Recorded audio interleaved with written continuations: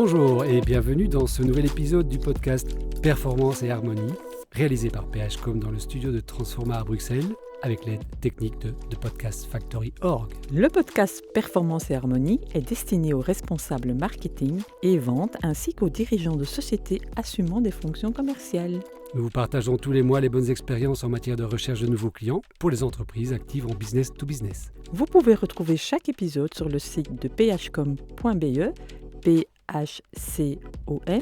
et également sur toutes les bonnes plateformes de podcast. Vous pouvez soutenir ce podcast et favoriser sa visibilité en le partageant avec le plus grand nombre via un like, un comment, un share. Le répondeur est toujours actif pour que vous puissiez nous laisser un message. Nous y répondons avec grand plaisir. Vous pouvez également prendre un rendez-vous directement avec Nadia ou Stéphane en allant sur phcom.be. À bientôt. Bonjour Madame Performance. Bonjour Monsieur Harmonie. Drôle de titre aujourd'hui, parler de cold calling ou de hot calling. D'abord, il faudrait m'expliquer la différence. J'imagine que quand on prospecte à froid, on enchaîne les appels les uns derrière les autres. Tandis que quand on prospecte à chaud, on va plus lentement. C'est ça ? Oui, effectivement. Au jour d'aujourd'hui, lancer un appel vers un manager ou un directeur de société mérite d'être préparé. Ton interlocuteur t'en sera reconnaissant. En fait, les appels à froid, le cold calling, ils ont de moins en moins la cote. Des solutions existent pour réchauffer un appel ? Oui, en voici 5 trucs et astuces pour rendre votre prospection efficace. Alors, en premier lieu, créer un environnement favorable en existant déjà auprès de l'interlocuteur. Exemple, tu as laissé un message sur le voicemail auprès de la secrétaire, tu rappelles, ça fonctionne. Ah oui, aussi avoir déjà envoyé un court mail personnel avec la raison de votre désir de contact. Ah oui, tout ça va contribuer à initier une conversation dans de bonnes conditions. Deuxième élément, mettre de l'ambiance. Attirer l'attention immédiatement. À toi de soigner tes 20 premières secondes en trouvant les points communs pour capter l'attention de lui, mais que tu sois aussi avec. Ok, donc montrer que l'on s'intéresse vraiment à l'autre, c'est se donner une chance d'être intéressant. Exactement. Alors, troisième élément, trouver du lien. Alors, par exemple, mentionner une personne connue en commun ou une recommandation, appeler de la part d'eux, montrer un contact commun qu'on a identifié sur LinkedIn.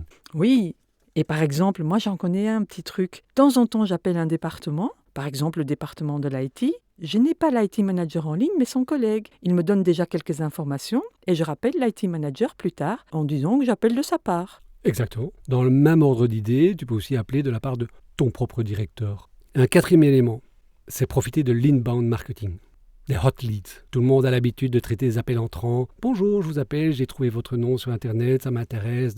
Ok, super, facile à traiter, grosso modo. Ou bien relancer des gens qui ont complété un formulaire sur le site web, facile aussi, puisqu'il y a déjà une marque d'intérêt. Maintenant, si tu veux aller un cran plus loin, tu vas t'intéresser à tous les gens qui vont visiter le site web, identifier quelle est leur adresse IP, quel est leur nom de personne, et tu vas les appeler en disant « Eps, j'ai vu que vous êtes intéressé par notre offre, ça peut fonctionner, non ?» Aujourd'hui, la technologie le permet en tout cas. Ok, et les emails massifs, ça marche encore ça ? Tout à fait, ça peut fonctionner. Si tu as 2% de gens qui répondent avec un intérêt, c'est déjà phénoménal. Même 0,5%, ça peut même encore fonctionner. Imagine-toi, tu en envoies 10 000, 0,5%, finalement, ça représente quand même toujours 50 personnes. Ah ah. Et toutes ces techniques, c'est bon pour qui ? Alors, ces approches, ça peut être parfait pour un télémarketeur. Celui qui reçoit un appel peut aussi se mettre en condition pour passer un bon moment au téléphone. Le but, la clé, ça reste toujours là, créer cette bonne ambiance. Ok, mais alors à quoi ça sert ce hot calling ? Écoute, en 5 minutes, tu peux transformer la vie de quelqu'un. Tu peux faire découvrir un nouveau produit, tu peux faire découvrir une nouvelle manière de faire, tu peux apporter un service à quelqu'un qui n'y avait pas pensé, mais qui finalement va se dire « Ah oui, ça peut être intéressant » et ça va lui changer la vie. Et dans le même temps, pour toi qui représente telle ou telle société avec tel ou tel produit ou service, ça lui fera un super client et ça lui fera peut-être toute son année grâce à lui.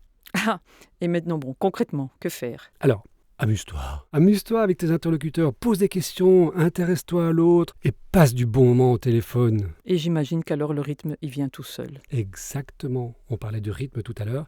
C'est un petit peu comme quand on parlait dans le dernier podcast. Si tu es motivé, alors à ce moment-là, si tu es passionné, alors à ce moment-là, si tu peux enchaîner des appels, alors à ce moment-là, tu vas arriver à effectivement rentrer en contact avec les bonnes personnes et à sortir du bon résultat pour que les commerciaux derrière puissent avoir des bons rendez-vous. Je suis assez d'accord avec tous les principes, mais je pense quand même qu'une bonne organisation, c'est aussi nécessaire. Il faut se réserver du temps et probablement un lieu pour pouvoir faire ces appels. Alors, fondamental, mais c'est pas tout. Bon, tu sais que si tu passes 10 appels les uns à la suite de l'autre et qu'on t'a dit non merci, tu vas vite être fatigué au 11e, au 12e. C'est quand même dans la tête que ça se passe. Tu dois garder cette énergie, cette émotion. Et donc, ce que je dis toujours, c'est apprends à coller ton téléphone à ton oreille. Il faut que ça chauffe. Tu appelles. Et à ce moment-là, ça décolle. Eh bien, ça donne encore plus envie de donner des appels. Alors, il y a 4 techniques pour prospecter dans les grandes entreprises en hot calling. Et je vais te les donner. Comme tu disais, la liste des entreprises à appeler. Premier point, tu choisis les entreprises qui, a priori, sont intéressantes. Donc, tu te crées un bon fichier et tu les mets dans un bon CRM pour pouvoir gérer tes contacts et gérer tes informations. Premier élément, ton fichier. Deuxième élément, collecte le nom des contacts au sein des entreprises. Si tu as déjà des numéros de téléphone direct, magnifique, parfait. Donc, prépare tes listes, identifie les bonnes personnes à contacter. Tu as 4 heures de prospection devant toi, tu dois avoir au moins 40 contacts. Il faut créer ces listes avec les noms des personnes. Tu as des techniques, Lusha, il y en a qui utilisent ça facilement. Envoyer un mail personnalisé avant ton appel ou bien te recommander d'une connaissance commune. Alors, il faut que le suspect ait l'impression d'avoir déjà entendu parler de toi en ayant entendu un message, en ayant eu un petit mot de la part de la secrétaire ou des choses pareilles. 4e élément, aborder d'emblée le sujet intéressant pour votre interlocuteur. Ne lui fais pas perdre son temps et ne perds pas le tien. Va à l'essentiel directement. Clair, court, concis, méthode CCC, ça marche toujours.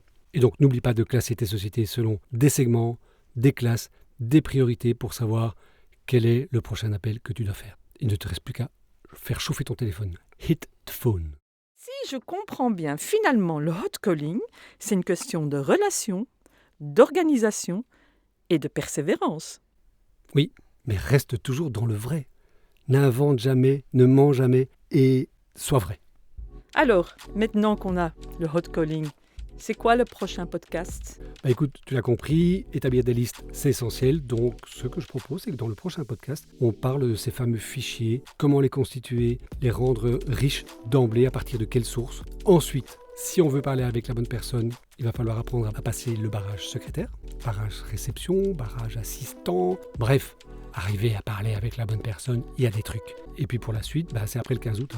On verra comment réaliser une bonne introduction auprès de ces personnes, avec quelle attitude et la technique de l'elevator pitch, par exemple.